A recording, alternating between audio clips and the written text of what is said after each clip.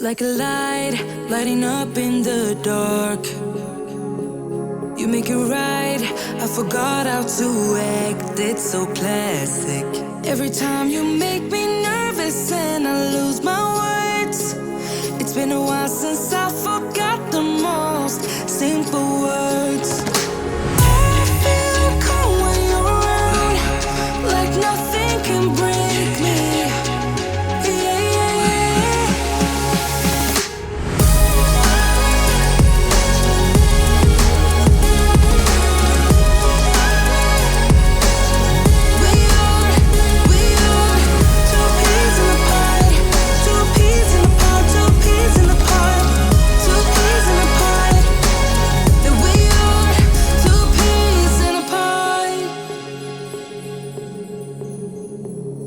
Now I know why it never worked out before.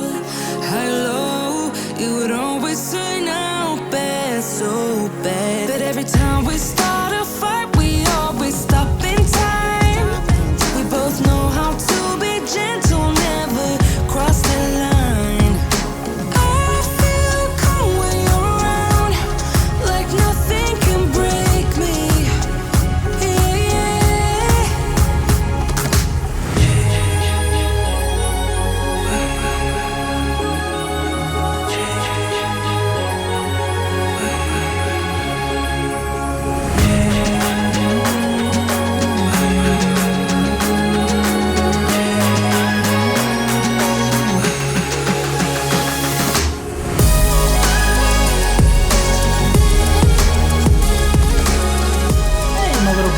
I'm Sdanwolf. Welcome back to the channel. Welcome back to another time lapse. Can you believe I did 2 of them in a row for you nerds? This is very, very uncharacteristic. Normally I kind of abandon time lapses by now, but you guys seem to like them, so I'll try to keep them going with this. And plus, since I'm doing these, like a lot of these on live stream, it just kind of makes sense to kind of go back and take them off of YouTube and essentially I speed them up I speed them up, and then we've got a video for you guys to come and watch if you weren't able to stop by on the live streams, which I know a lot of you can't. So that's why I kind of wanted to do a little better job of documenting the process of Lost Creek, maybe a little more than Suyana. Suyana got so big and just so kind of out there that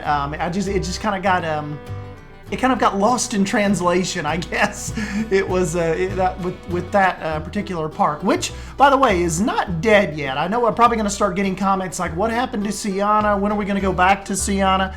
That park is in the hands of Mr. Remnant right now, and he's totally redoing my entire entrance area, which is going to be very, very fun. There's a long pause in the video right here. I think we had went and probably looked for, I think we were looking for an image to put on this wall, which you'll probably see in a minute. So apologize for the non-time-lapsey part right here, but it's worth it. We found a really, really good picture, but nonetheless, no, Suyana is very, very much still a thing. There are quite a bit of builders still lined up that want to get in and build an exhibit. And here we go again. We popped off here again. There are still quite a few builders that want to get in and see what they can make happen. So that is definitely not a dead project. It's just out of my hands right now. And if you're new to this series, that is kind of the whole little spiel of us kind of jumping into this, was just to kind of, with the new pack coming out, and it just kind of gave us a reason to really jump in and kind of try to, flex our creative muscle. Or like Jonty would say, flex our creative muscle a little bit while we're waiting on Suyana. So I am still having a blast building this little park. It's just something psychological about going in and trying almost like a subdued zoo project in terms of more normalized budget. Like I said in the first video, not trying to go hyper fantasy, $1 billion zoo. This is just kind of like, I don't know, just like more of like a little modest build, and which is super, super fun. It really kind of, I don't know, it kind of lets you, it kind of makes you tap into a different style when you do this. And you find out if Sdan runs out of, you find out if I'm gonna run out of talent or not with this type of build. It's not so lavish where you can just kind of throw waterfalls at it and see what sticks. This kind of has to be, you know, a little more thought out. There in ways there's more pressure on these type of builds, kind of like more pressure to perform for you guys, but at the same time, I find that this type of build is incredibly fulfilling. It seems like you guys take these type of builds more personal than just hyper fantasy. I find that you guys are typically like more engaged with this type of content, with this type of realism. I find that you know, like I said, you kind of take it more personal. Like, I probably get a lot more messages about Pine Creek inspiring you than anything that I've done with Suyana or any of the one-off fantasy builds. Like, I still get comments or, you know, Instagram DMs, stuff like that, saying that Pine Creek inspired you to start a zoo and to try new ideas, and that, like I said, that I get hit up a lot more over that build than my Suyana hyper fantasy build. So I always thought that's incredibly interesting, and just how much like an older park like that, you know, from year one, still gets brought up to me about, you know, you guys enjoying it. That Pine Creek was definitely like an infamous park for me. It was like my first try into realism, first try into really like kind of like diving in to the essentially the Bro Nation side of things. You know, really interesting process, and you know, that's what like Savannah and Drew were telling me a couple nights ago. Like even those two are kind of almost hinting at about wanting to start a new park. It's like, even especially Savannah when she's done with the River Rock. But it's like we're so much more seasoned now. We have so much. We've kind of just developed and matured as content creators, and you know, like just theming and animal care and the size of enclosures, what looks good, what doesn't look good, you know, what patterns work, what really helps put us in a flow. We're like I said, I think a good word for it is seasoned, or we're so much more matured now. Even like from my Pine Creek days, I've learned so much about detail and themed entertainment and zoos in general. And it's an interesting process to kind of see how easy this is kind of flowing than and kind of less pressure than Pine Creek had. Pine Creek was high pressure. Like, you know, you're dancing with some master creators when you're steeped in like in the Bro Nation culture, and you're and you know, you're flying around over there and you're prepared to like show those guys and girls your work over there. It was pretty high pressure to try to get it right. And whereas now it's kind of like I know what needs to be done. I know what theming works. I know what pieces can mesh together to help tell a story. Just really fun concept this Lost Creek is. It's almost like I want to say it's going to be my best zoo just because of the experience with the pieces and layouts and you know, crowd flow points. Even though, you know, we kind of borked that one a little bit up at the Otter exhibit, but you know, as a general like layout practice, I'm finding it a lot more fun to lay out these larger plazas and kind of like, you know, river out these paths, and just kind of imagining like what I would want to see in a zoo. And I think that's another point that's so fun about Lost Creek. It's like, in a weird way, I'm morphing like real life zoos that I've seen and I've been to, and I'm kind of like creating a zoo that I would want to go to if I like had the budget or the backing or the means to really create a zoo. So that's what I think is kind of manifesting itself with Lost Creek. It's like what Sdan would want to see in a zoo. That's what I'm trying to make happen. Yeah, just really, really fun concept. Big shout out to Simply Savannah Banana. She got me this wash your hands sign, and here in a few minutes we were actually on the live stream. She flipped it vertical for me, so that it just always like those kind of like more so those informational type signs. I think they just look a lot better vertical. Obviously a little more slim. And it just worked out really, really cool. And she darkened the image for me, which it seems like you kind of have to do with the billboards. Don't forget that. If you have to go into, one of your little programs and make it a little darker, they seem like they show up better. So I don't even think I mentioned that in my tutorial.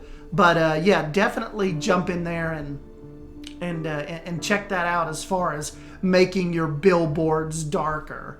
We end up actually moving the big restroom tree here because I was seeing a lot of sunlight pass through here, and I wanted to kind of break up that path. See how right there it was kind of like really, really wide open, almost a little boring. This was about the moment that, there we go. This is the moment that Savannah sent me the vertical sign. But we moved the restroom tree a little closer to the main plaza. We get a little planter put in here in a minute, and I think it just really made this area a little more intimate, and really just kind of set it off essentially. So that's kind of what we made happen with this. I spent a very very long time on the live stream kind of trying to figure out this little bathroom, probably because I didn't go in with kind of like a blueprint or an idea in mind. Like we totally created that bathroom just off the top of our heads, which sometimes is not a good idea because you can, and particularly on a live stream, you can find yourself, rushing it, I'd say. But anyways, we ended up having fun with it. We got a good design out of it. This part is actually where I'm designing Big Brody's habitat. And at the time, I didn't know it was going to be Big Brody, but I was going through the animal market, and I saw this absolute massive, like 100% size grizzly bear, and I'm like, okay, that's what's going in here, and I'm naming him Big Brody, and he absolutely does not disappoint. You saw him a little bit on the cinematics, and we'll get into the real time here in a minute as well, and I'll zoom around and let you see him. But he is an absolute unit, and I think he is going to be a crowd favorite. I think you guys are really gonna like to check up on Big Brody. Maybe we'll get him a little family one day. But that's another thing I think that's so fun about these more intimate, realistic builds. Like, remember in Suyana, we never really named any of the animals, did we? Like, we never really got that personal, and I already feel like almost like a connection with Big Brody. I know we still have to name the anteaters, and we'll get the giant river otters named when we get them back in. But there definitely is like an Sdan Big Brody connection. I find myself like zooming over to check on him, just watching him, and I think that like with these smaller, more intimate exhibits, I think that's going to lead us to more personalization, and we're really going to be more invested kind of in the animal stories and their well-being. And it's just always cool like that when I name an animal and we get one picked out, and you guys like if we're in a live stream or whatever, and you guys call the animal out and like want to see him, and are saying, oh, let's check out, we got to check on Big Brody, what's he up to. And that is just always a really fun concept to me when the animals feel more personable. And I think that definitely starts with giving them a name, particularly one that you pick out, and not just letting kind of like the game pick it out.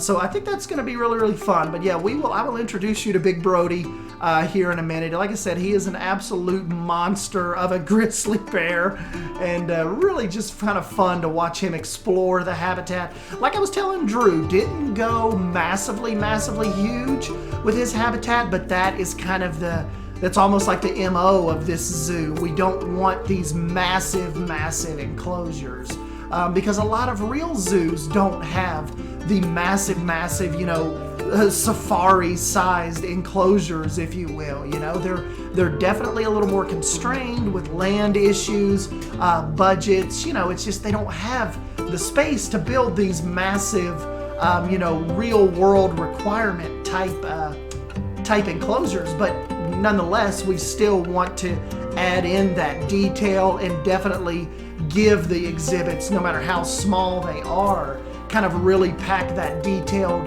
themed punch and try to give the animals, you know, as satisfactory and as fun of an area to explore as we can. Because, you know, we get to go home and we get to leave, and these little guys, this is their domain. This is where they have to stay. So I think it's really fun kind of theming out these smaller enclosures. I'm having a blast, and I don't even know what animal we'll move on to next. I did adopt a black jaguar, so I definitely want to get something. I don't know if it's a girl or a boy, but I definitely want to get something designed for that black jaguar, because it looks so awesome. And like I said, as soon as I saw it in the marketplace, I'm like, I'm adopting you and leaving you in the trade center for now, because you are definitely going to have a home in Lost Creek. I mean, it's a black like jaguar. It has to have a home, a mysterious type enclosure as far as Lost Creek goes. So we'll definitely move on to that at some point. But anyways, let's go ahead and we will jump out of the time lapse here. Let's jump into real time, introduce you to Big Brody, show you around a little bit, and then we will wrap up on episode 2 of Lost Creek. So yeah, hold on one sec, guys. We'll jump over. All right, guys. So here we are. Lost Creek is coming along pretty stinking cool so far. Let's get you a little up top view. I've closed in kind of like the back of the guest services area. So that turned out really cool. Brought in the kind of like the big gorilla statue right here above the Adventure Club sign up. And yeah, here's our little crane, kind of like our implied exhibit. I don't have a red-crowned crane right now. We don't actually. I think Lion Rider actually may have a red-crowned crane mod. I think he said he was going to update it, so we might have to get that in here if he ends up getting that back on the on Nexus, and we could kind of see what that looks like in there, and maybe not have to have it implied. Here's a little restroom tree. I was saying we kind of moved forward here just with the new little, kind of like the new little planter here in the middle of the path. This is something I saw. I think I saw this at the zoo in Nashville. But see, it's a picture spot, but it looks like the rhino has kind of busted through the wall, and all the little stone pieces are kind of busted and broken down here, kind of like on the wall in front of him. So fun little picture spot. And then of course our restrooms, and big shout out to Simply Savannah for the wash your hand kind of like poster board there she had on hand. Very cool. And then if you come up here, look, Bold, you'd be proud of me. We took Bold's waterfall inspiration here as far as like just shooting the jets up, and I think it looks awesome. And this is one of Big Brody's pools. So he does come over here and use it quite frequently. And then if you're making your way back through here, this is his little path that takes you right over here to him. And here he sits, our very chunky boy. So stinking cool. This is Big Brody, our 100% in size, massive grizzly bear. I want to figure maybe they found him or rescued him in Canada or something, or maybe out in like Ennis, Montana, something like that. Just big old guy. And he has this exhibit to himself, and you can come here and see him. He's got his little fallen log here. We need to make him, probably what I'll come back and end up doing is making him some kind of shelter over here. I've got his bedding down, but he doesn't really have like a shelter to go in kind of when he's out here like on stage essentially. So maybe we'll get that worked out for him. And of course back here is kind of where they transport him in. And I'm thinking this whole area, this may be a good spot for like a backstage spine type area. So I'm probably gonna keep that clear of guests and keep it clear of enclosures. But yeah, this is Big Brody's spot. This is his little lagoon and his waterfall and his whole little area. You can kind of come in and check him out. Let's see where he goes. Let's see if he plops back down or if he wanders off. He's taking a poo. His turds are like bigger than those otter babies. Where you going, Brody?